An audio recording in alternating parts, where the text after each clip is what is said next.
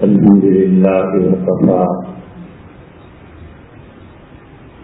وسلام على عباده الذين اصطفى أما بعد.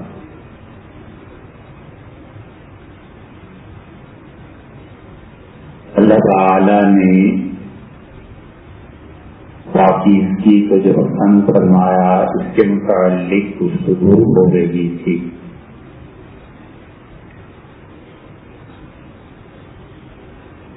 اور رسالت مآب صلی اللہ علیہ وسلم نے لوگوں کو بار بار یہ تلقین کی کہ وہ پاک رہے.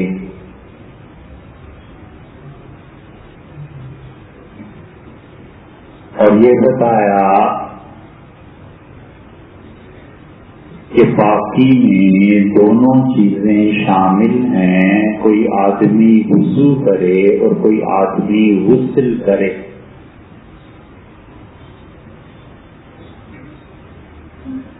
وضو کے متعلق یہ حکم دیا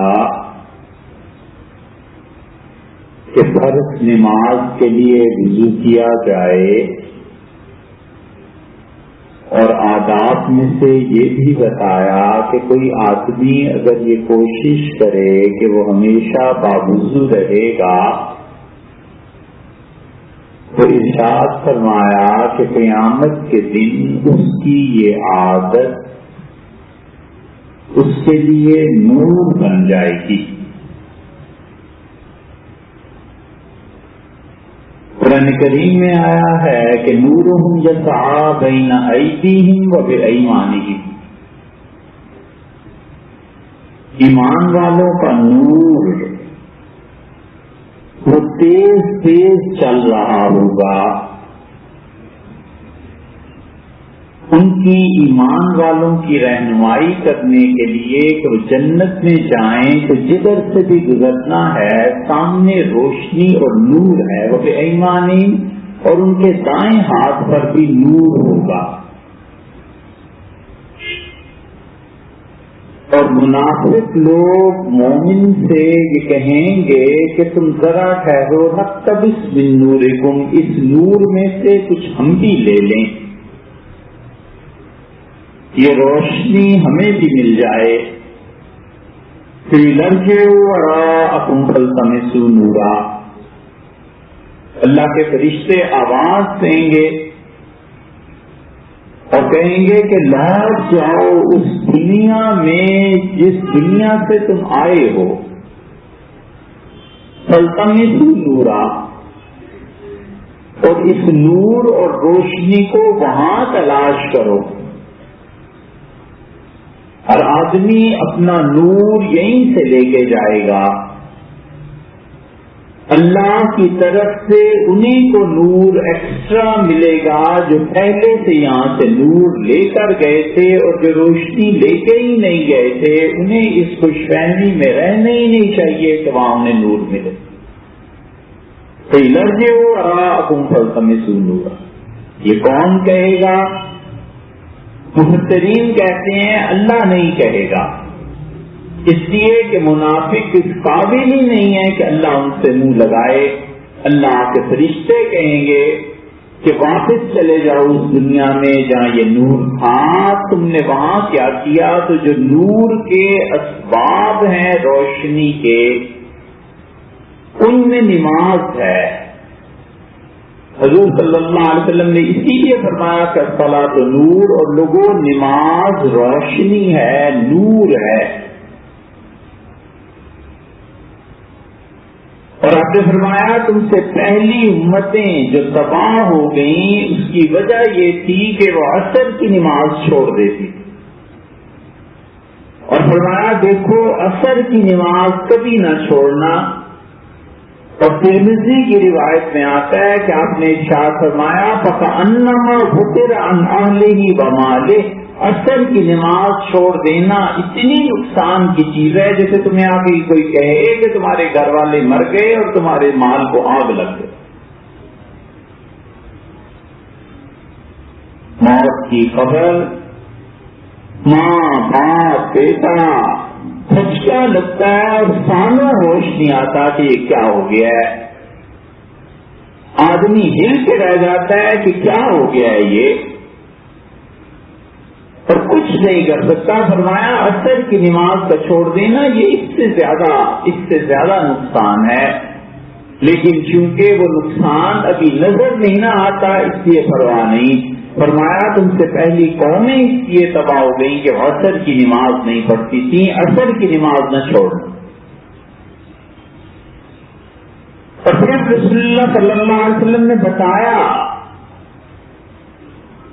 کہ اگر تم وضو سے نہیں رہ سکتے تو رات کو سونے سے پہلے ایک بار وضو کر لو. فرمایا جو آدمی بستر کے اس حال میں لیٹ گیا کہ وہ پاک تھا، ارشاد فرمایا کہ وہ اللہ کے ہاں بھی پاک اٹھایا جائے. عبداللہ ابن عباس رضی اللہ عنہ کی روایت حافظ ابن حجر رحمۃ اللہ علیہ فتح الباری میں لائے ہیں کہ حضور صلی اللہ علیہ وسلم نے فرمایا جس کا مرض مراد یہ ہے وہاں پہ کہ جس شخص کا مرض موت شروع ہو گیا، پتہ نہیں مرنا ہے کہ نہیں مرنا، کس کو پتا ہوتا ہے. بڑے بڑے مہلک امراض میں مبتلا چلتے پھرتے نظر آتے ہیں اور بڑے ہٹے کٹے جوان چل بستے ہیں.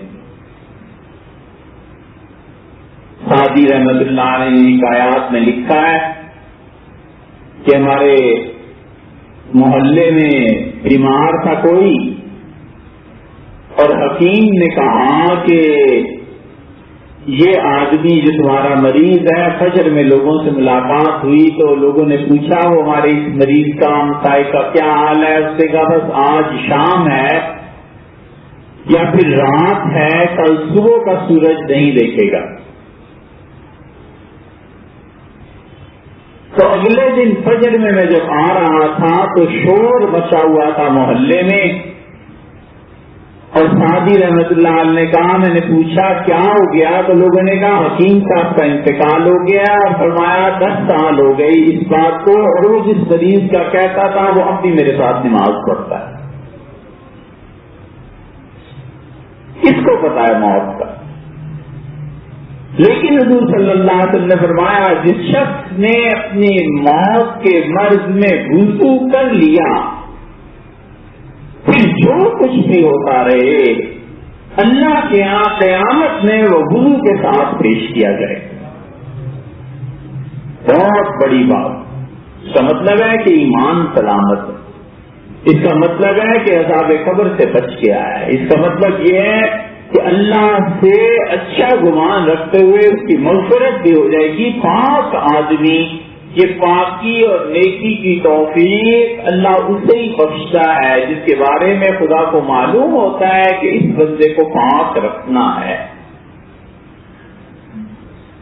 اور سب سے بڑھ کر پاک آدمی وہ ہے جس کا دل 2 چیزوں سے پاک ہو جائے، ایک عہدے کی محبت سے اور ایک پیسے کی محبت سے، دنیا کی محبت.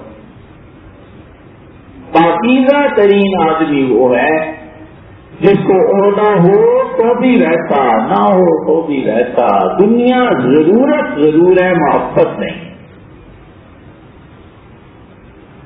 ایسے پاک دل اللہ کے یہاں پاک ہی پیش ہوں گے. اس لیے فرمایا کہ اگر موت کے مرض میں وضو کر لیا تو اللہ کے یہاں وہ وضو اٹھایا جائے. ام المؤمنین سے عائشہ رضی اللہ عنہا کی روایت میں آتا ہے، عرض کیا گیا کہ ام المؤمنین حضور صلی اللہ علیہ وسلم جب ان پر غسل فرض ہوتا تھا تو کیا وہ اسی وقت نہا لیتے تھے؟ انہوں نے کہا نہیں. حضور صلی اللہ علیہ وسلم کبھی تو یہ کرتے تھے کہ استنجے کے لیے تشریف لے جاتے تھے، ان پر غسل فرض ہوتا تھا اپنی بیویوں میں سے کسی کی وجہ سے، اور صرف اپنے جسم کے اتنے حصے کو دھو لیتے تھے اور آ کے سو جاتے تھے.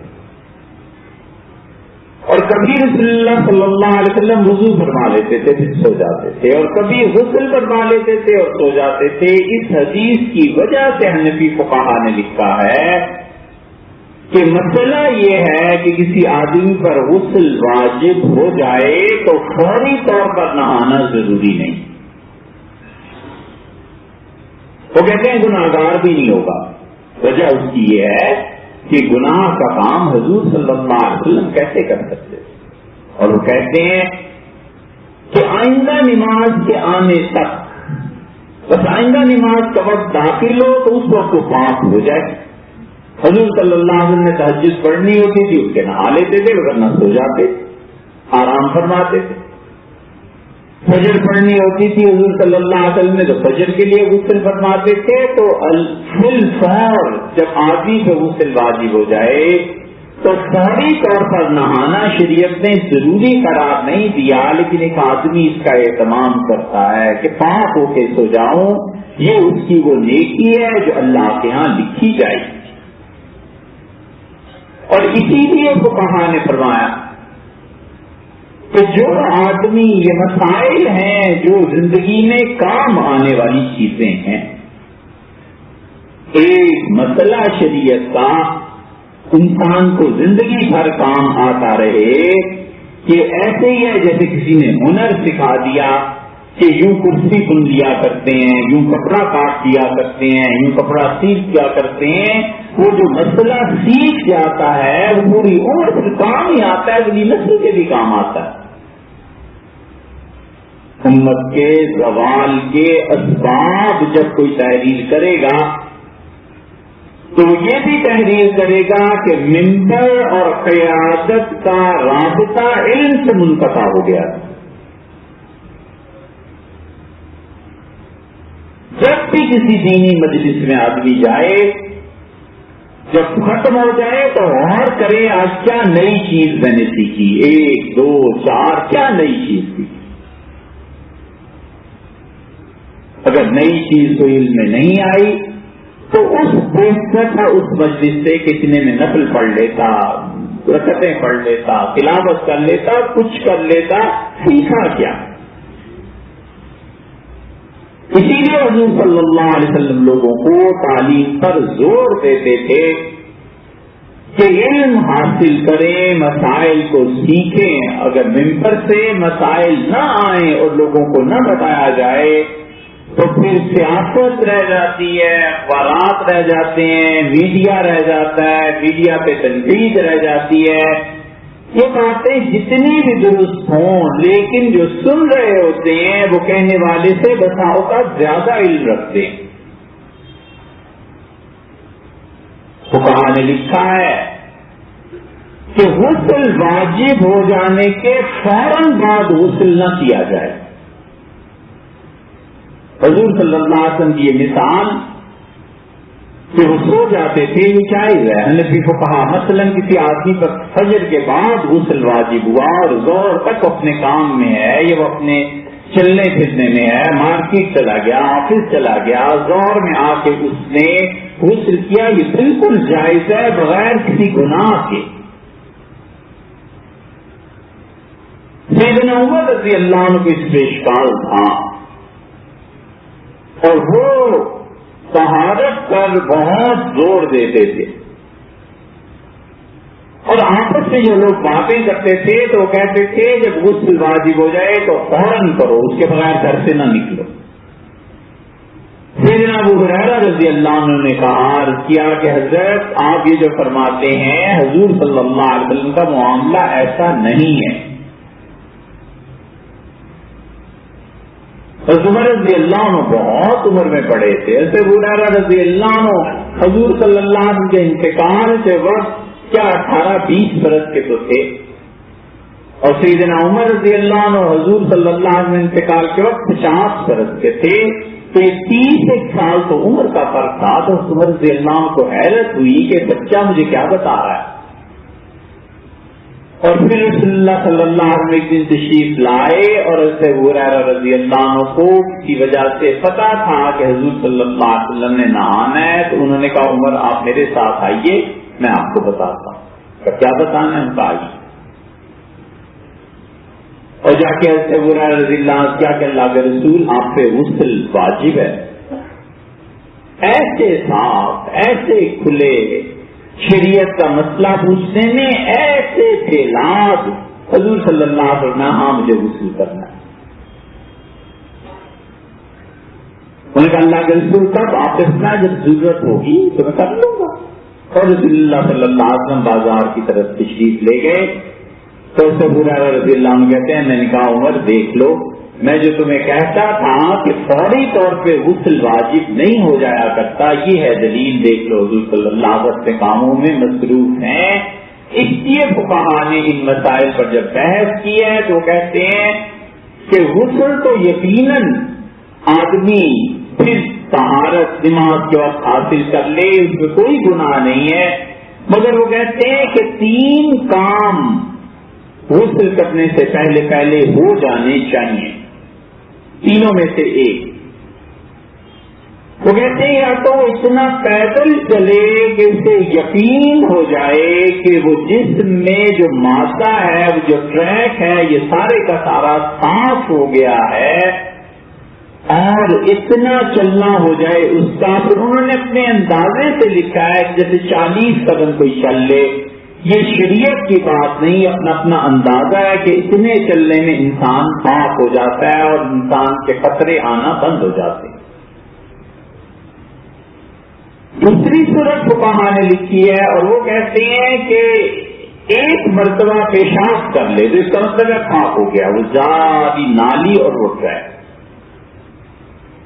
اور تیسری صورت انہوں نے لکھی ہے، وہ کہتے ہیں اتنی دیر ہو جائے کہ عموماً اتنی دیر میں آدمی فارغ ہو جایا کرتا ہے، تو اس لیے ان تینوں میں سے کوئی نہ کوئی چیز ہو جانی چاہیے تاکہ اس کے بعد غسل کرے اور اطمینان رہے۔ اس کے باوجود وہ کہتے ہیں کہ کسی نے غسل کیا اور جسم سے یہ مادہ اس کے بعد نکلا تو اب دوبارہ غسل کی ضرورت نہیں، اب استنجائی کافی۔ اس لیے بعض اوقات جو لوگ یہ کرتے ہیں کہ جو ہی غسل واجب ہوا اٹھے اور نہا لیا 5 منٹ کے اندر یہ اگرچہ ہے بات لیکن مناسب نہیں ہے۔ زیادہ چیز یہی ہے کہ یا تو اتنی دیر ٹھہرا رہے یا 1 مرتبہ پیشاب کر لے یا اتنا پیدل چل لے، یہ سب طہارت کے مسائل ہیں اور رسول اللہ صلی اللہ علیہ وسلم لوگوں کو ان پاکیزگی کے مسائل کی تعلیم دیتے تھے۔ حضور صلی اللہ علیہ وسلم بتاتے تھے کپڑے کیسے پاک کرنے ہیں، جسم کیسے پاک کرنا ہے، ایک ایک چیز کی تلقین فرمائی، کیونکہ پوری امت تشکیل دینی تھی کہ امت مسلمہ جو بنے گی تو لوگوں کو مسائل کا علم ہونا چاہیے، اس لیے فرمایا کہ پاک رہو۔ اسی لیے قرآن کہتا ہے کہ جو حب المتطہرین، اور اللہ ان لوگوں سے محبت کرتا ہے جو بہت پاک رہتے ہیں۔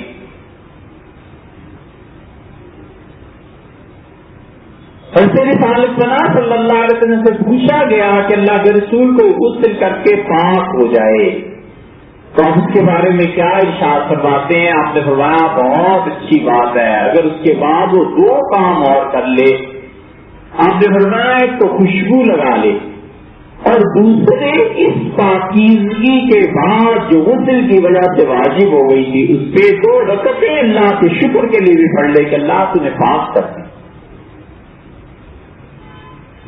7 مرتبہ غسل فرض تھا، جب آدمی ناپاک ہو جاتا تھا تو 7 مرتبہ نہانا پڑتا تھا۔ عبداللہ ابن عمر رضی اللہ عنہ کہتے ہیں وہ صحابہ کرام رضی اللہ عنہ کی اطاعت کی داد دیا کرتے تھے کہ اتنا مشکل حکم تھا لیکن اس کے باوجود صحابہ کرام رضی اللہ عنہ کچھ نہیں بولے، غسل واجب ہوتا تھا اور 7 مرتبہ ایک آدمی نہاتا تھا اور چپ رہے اور شریعت کے اس حکم کو مانا، حتیٰ کہ رسول اللہ صلی اللہ علیہ وسلم کو خود اندازہ ہوا کہ بڑا مشکل ہے اور اللہ سے دعا مانگتے رہے کہ پروردگار اس میں کمی آ جائے، اس میں کمی آ جائے، حتیٰ کہ وہ پھر 5 ہوا، پھر 3 ہوا اور 3 پہ بڑا مشکل ہو گیا اور پھر رسول اللہ صلی اللہ علیہ وسلم بار بار دعا مانگتے رہے کہ اے رب 1 مرتبہ جو اپنے جسم پہ پانی بہا لے تو اس کی پاکی کا فیصلہ فرما دے، اور پھر فرشتہ آیا، اس نے کہا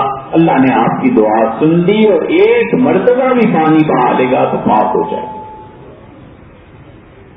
7 مرتبہ اگر غسل رہتا تو پھر قدر آتی ہے 1 مرتبہ کی، لیکن چونکہ بچپن سے ہی 1 مرتبہ سنا ہوا ہے لہذا ٹھیک ہے، اس لیے 2 نفل پڑھ لے کہ اللہ نے اتنے مشکل چیز کو آسان بنا دیا۔ رسول اللہ صلی اللہ علیہ وسلم نے فرمایا سمعنا و اطعنا، اللہ ہم نے آپ کی بات سنی اور اس کی اطاعت کی۔ آپ نے فرمایا کہ ہو بنی اسرائیل کی طرح نہ ہو جانا، انہوں نے کہا تھا سمعنا، اللہ ہم نے آپ کا حکم سنا، و اطعنا، اور خدایا ہم اس کی پرواہ نہیں کرتے، نافرمانی کرتے ہیں۔ آپ نے فرمایا یہ کہو سمعنا و اطعنا، اللہ ہم نے آپ کا حکم سنا اور اس کی اطاعت کی، اس کو مان لیا۔ غفرانک، اللہ معاف فرما دے۔ حضور صلی اللہ علیہ وسلم یہ جملہ ایک لفظ ہے غفرانک، اللہ تجھ سے مغفرت چاہتا ہوں، اللہ آپ سے معافی مانگتا ہوں۔ جب بھی رسول اللہ صلی اللہ علیہ وسلم غسل کر کے استنجا کر کے باہر آتے تھے بیت الخلاء سے، حدیث میں آیا یہ لفظ ارشاد فرماتے تھے، عرض کرتے تھے اللہ کی بارگاہ میں غفرانک، اللہ معافی مانگتا ہوں، اللہ بخشش چاہتا ہوں۔ محدثین نے اس پہ بیٹھ کے وہ کہتے ہیں یہ کون سا کوئی گناہ کا کام تھا، اندر گئے اپنی ضرورت سے نا، تو باہر آ کر یہ کیوں فرماتے تھے اللہ معافی مانگتا ہوں۔ اور اللہ علی قاری رحمۃ اللہ نے نقل کیا ہے کہ اصل بات یہ تھی کہ وہ جو تھوڑا سا وقت غسل خانے میں صرف ہو گیا اور اللہ تجھے زبان سے یاد نہیں کر سکا، اللہ یہ جو تیری یاد میں وقفہ آ گیا تھا نا، اتنی دیر ذکر نہیں کر سکا، اللہ اس کی بھی معافی مانگتا۔ یہ ہے اللہ کی یاد، یہ ہے اللہ کے ساتھ تعلق۔ تو اس لیے شریعت زور دیتی ہے اس چیز پہ کہ لوگ بھاگ رہے ہیں، اسی کے مسائل آئندہ بھی انشاءاللہ بیان